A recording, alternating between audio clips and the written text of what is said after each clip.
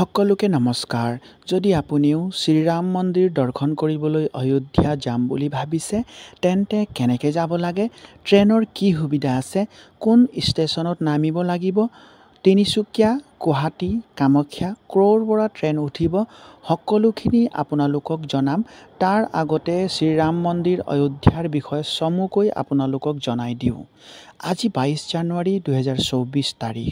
আজি শ্ৰীৰাম মন্দিৰ অযোধ্যাত প্ৰভু শ্ৰীৰাম লল্লাৰ প্ৰাণ প্ৰতিষ্ঠা কৰা হ'ল। 500 বছৰতকৈও অধিক পূৰ্বে ভগৱান ৰামৰ জন্মস্থানত অৱস্থিত মন্দিৰ ধ্বংস কৰি তাৰ ওপৰত মছজিদ নিৰ্মাণ কৰিছিল।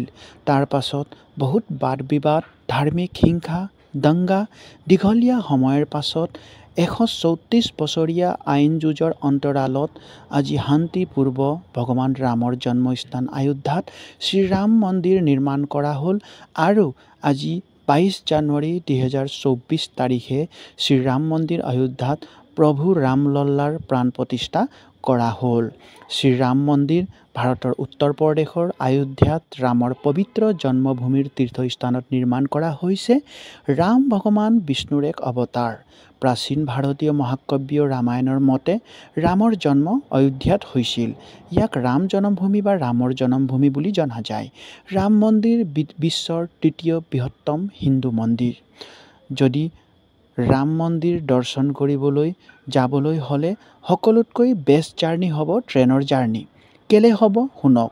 ৰাম মন্দিৰ দৰ্শন কৰিবলৈ অহা ভক্তৰ কাৰণে ভাৰত চৰকাৰে মন্দিৰৰ পৰা সকলোতকৈ ওচৰত থকা ৰেলৱে ষ্টেচন মন্দিৰৰ কাৰণে এয়াৰপৰ্টৰ দৰে সাজি তৈয়াৰ কৰি দিছে।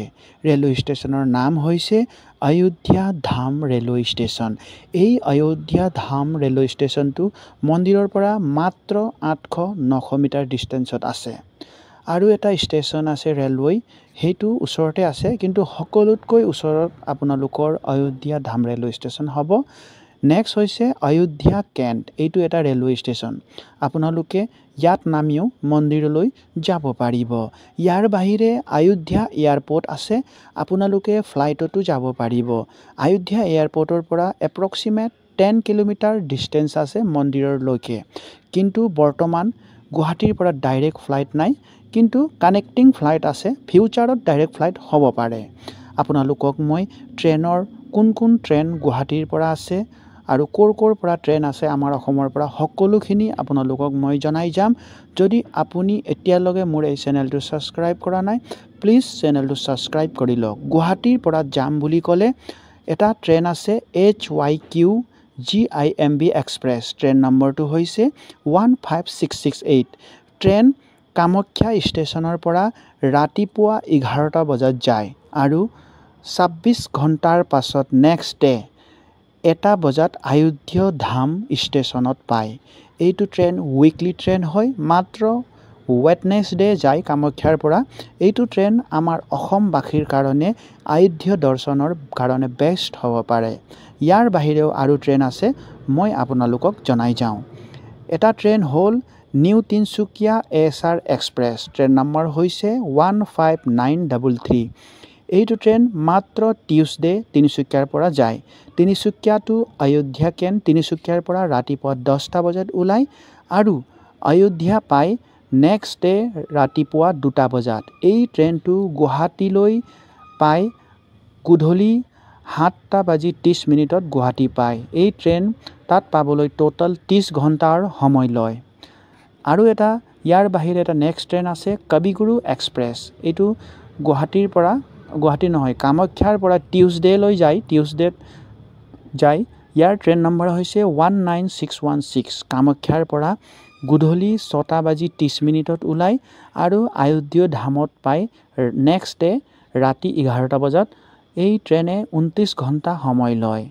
ইয়াৰ বাহিৰে আৰু এটা নেক্সট ট্ৰেইন আছে Kamakhya BGKT express. Train number হৈছে 15624। এইটো ট্ৰেইন কামাখ্যাৰ পৰা গধূলি 5:30 বজাত ওলায় আৰু অযোধ্যা কেণ্টত পায় ৰাতি 10:15। এই ট্ৰেইনে সময় লয় 29 ঘণ্টা ট্ৰেইনে সময় লয়। এই 4টা ট্ৰেইন আমাৰ অসমৰ পৰা যায়। যদি আপোনালোকে শ্ৰী ৰাম মন্দিৰ অযোধ্যালৈ দৰ্শন কৰিবলৈ যাম বুলি ভাবিছে তেন্তে এই 4টা ট্ৰেইনৰ ভিতৰত এটা ট্ৰেইনত যাব পাৰিব কিন্তু সকলোতকৈ বেষ্ট হ'ব 15668 HYQ গিম এক্সপ্ৰেছ যোনটো কামাখ্যাৰ পৰা ৰাতিপুৱা 11টা বজাত আৰু নেক্সট ডে 1টা বজাত আয়োধ্যা ধাম ষ্টেচনত পায় উইকলি ট্ৰেইন হয় ৱেডনেছডে কামাখ্যাৰ পৰা ওলায় জয় হিন্দ জয় ভাৰত ইমানতে ভিডিঅ'টো সামৰণি মাৰিছোঁ যদি ভিডিঅ'টো ভাল পালে তেতিয়াহ'লে ভিডিঅ'টোত এটা লাইক কৰি চেনেলটো ছাবস্ক্ৰাইব কৰি দিব